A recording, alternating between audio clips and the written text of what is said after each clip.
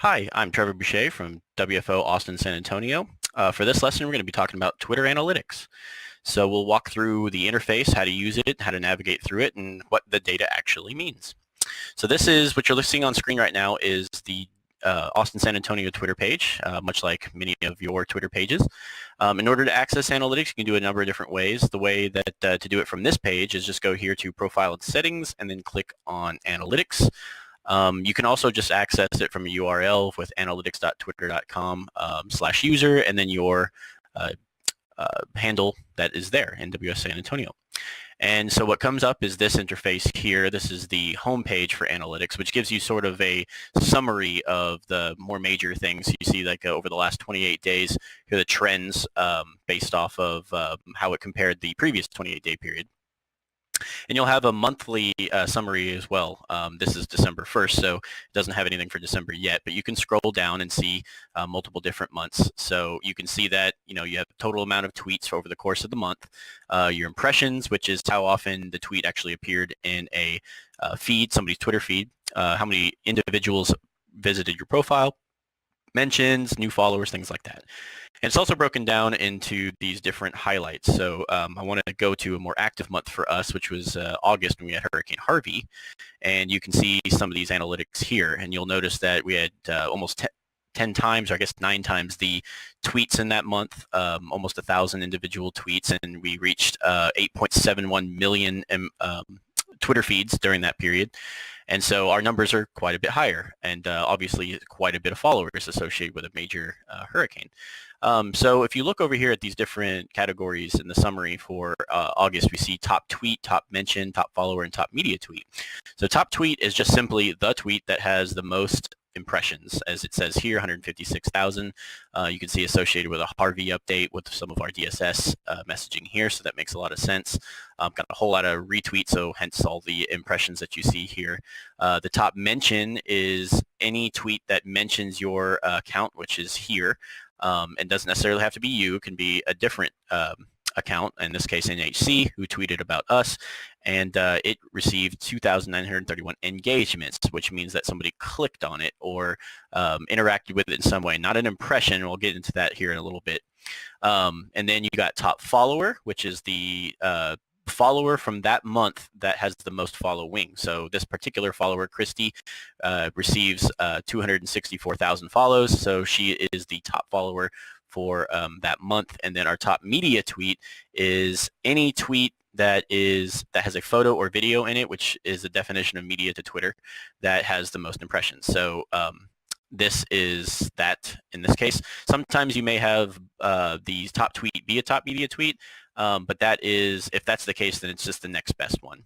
So that's really how that works for that, just a real summary. But you can break down these tweets into individuals if you click on tweets here in the top, and this will take you to your Twitter activity tweet by tweet.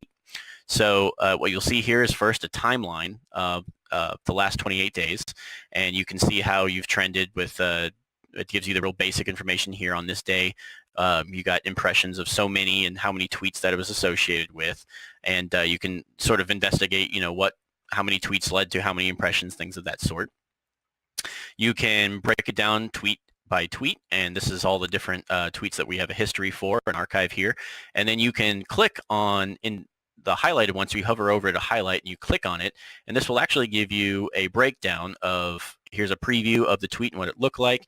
Here's the impressions. This is actually updates live, so you'll see the number increase every few seconds as it goes out. This is the total engagements, or how many people interacted with it, clicked on it in some way, and then it breaks down all the different kinds of engagement possibilities. So media engagements would be clicks on the picture or video. Detail expands would be in the case where they had to click on something to expand more information. Likes would be any likes, obviously. Retweets would be retweets, and then profile clicks would be up here on your handle in order to get to your into your Twitter account by clicking on it. So you just see it just did an update there. So that's one really useful way of measuring, whether something's going viral. You can actually watch it go viral, which is pretty cool. So I had mentioned the difference between impressions and engagements before just briefly, but here's actually what they mean according to Twitter. So if you hover over impressions, it tells you it's the number of times users saw the tweet on Twitter. What this actually means is that how many times the tweet appeared in a timeline. This doesn't mean somebody saw it. And if you've used Twitter before, you know that you many times just scroll past certain things. So if you're trying to get to the top of the most recent activity, you might just go right past things and not actually see them. So impressions means how many potential views you had, not necessarily how many views you had. So use that number with a grain of salt. Usually it means that it's been retweeted a lot, it's been seen quite a bit. So your potential viewership is how I like to call impressions. And then engagements is a little bit more interactive. What that means is that you've had somebody, this is how Twitter defines it, the total number of times a user has interacted with a tweet. And it goes on to say that it includes clicks anywhere on the tweet. And that could just be a picture, it could be on a hashtag, could be on a link that you provided, anything. And so any interaction on it means that you've had a direct engagement with it. So, and then over here is engagement rate, which is simply just how this number divided by this number, engagements divided by impressions. So basically what that means is that 4% of the people that it was impressed to, 100 and one of those were actually clicked on it. So an engagement rate, a high engagement rate, is really what you're after. And if you can get a really high engagement rate with a large impression count, then that's even more successful. So you really want to pay attention to these numbers over here. Some for routine type of posts, you can use sometimes somewhere in the 2 to 5%. And if you have a really interactive post, something with a video, something that goes viral, that you might end up having a lower engagement rate because your denominator changed and became much bigger. But if you have a significant amount of engagements, that is something to keep in mind for relevancy, rather. Somebody that was able to click on it, as you see here, 436. So quite a bit more interactions with this particular tweet that was dealing with here with drought. And this is how it broke down. So you see a lot of people were clicking on the picture. 351 of those 436 engagements were actually clicking on the picture. So you can see exactly how this all breaks down, which can be very helpful for constructing tweets and effective tweets moving forward by analyzing these on a monthly basis or yearly or whatever you'd like to do. And so you can look at top tweets, which really breaks this down into impressions. This apparently is not working at the moment. Tweets and replies. This one also is not. This is tweets, but also adding any replies that you might have given to a question. So I'm trying to find one where we've had a question thus far. It'll appear as an @ with the person that you're answering the question to. Looks like we haven't had that many questions lately, but you'd be able to find them in there. And then promoted. Now, we're not going to have anything in there because we didn't pay for our tweets. So that's kind of how that works. Over here on the right, you have your engagement rate, trends, you have link clicks, just to kind of break down overall over the course of the last 28-day period. So that's where you can get a lot of your information on a tweet-by-tweet basis. And then there's this other information over here under audiences, which is really cool. This is breaking your audience into different demographics, whether it's gender, whether it's different categories like interests, occupation, as you see here. You can break it down into age, different demographics like that, even consumer behavior and you know what kind of credit cards people have.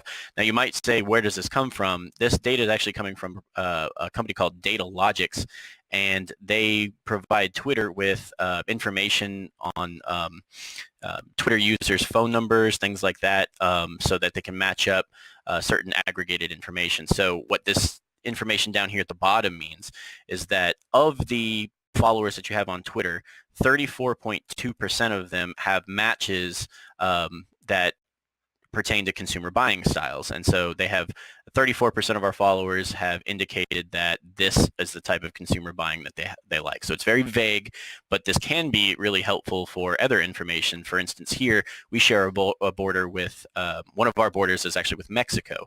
So it would be interesting to kind of see how the languages break down, and you can see here that the top languages is obviously going to be English, but we do have a nearly 10% of our following as Spanish, so that's something that's worth looking into.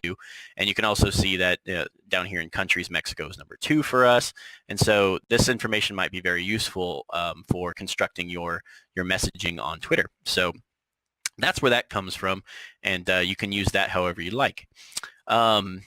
So with events, this is a pretty new feature here. You can go back and look at events across the country. We're not going to be using this a whole lot unless there's a major catastrophe. But this is brand new, so I don't have a lot to say about this just yet.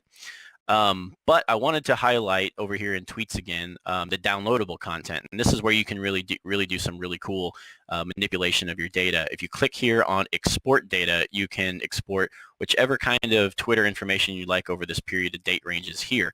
And you can do 7 days, you can do a whole month, for instance. You can decide what length of time you'd like. And when you click on export data, it will actually give you a spreadsheet much like this. Now, I've changed it a little bit to give you an idea of what this kind of looks like, but this is more or less how it will look when you download it. You'll end up seeing tweet text here. This is going to be from most recent to latest, and you can see the time here. So that's our most recent tweet. And it breaks down all the raw numbers you want: impressions, engagements, engagement rate, and then all the different types of engagements, as you can see here. So scrolling farther to the right, you can actually find all these columns here are promoted, which is why you're not seeing any data in that, because that requires us to pay money. But some of the information that's really useful in here are things like the media engagements, media views, and then also things like retweets, replies, likes, and then also ones that ended up becoming follows. This one's really helpful here. So which tweets resulted in a direct follow? It doesn't look like any of ours actually did that. What it means is that if there's somebody clicked on follow your account as a result of your tweet coming out directly from it. So that number right there is going to be really helpful for getting an idea of how many people came to your Twitter page or followed you because of the content that you produced. So that's basically how you would break this down. You can do all sorts of manipulation with this if you'd like, and be able to really break this down and pull some good information from it. So that's basically how to break down real quickly how to do Twitter analytics and how to use that to your advantage. So if you have any questions, you can email me at trevor.boucher@noaa.gov, and I'll do my best to answer your questions. Thank you very much.